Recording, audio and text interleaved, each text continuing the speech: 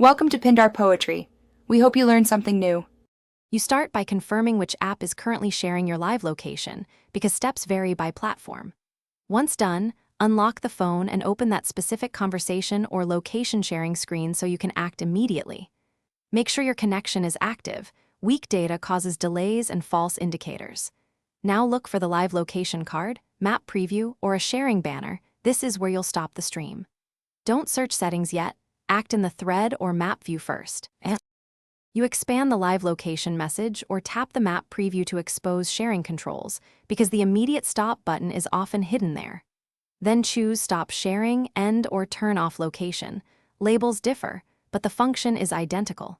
When a confirmation dialog appears, accept it to terminate the active broadcast. After that, check that the map view switches to a static pin or disappears. If multiple chats or devices show sharing, repeat the stop action in each place.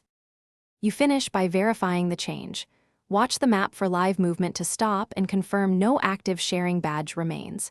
If it still updates, revoke the app's background location permission in system settings to prevent further broadcasts.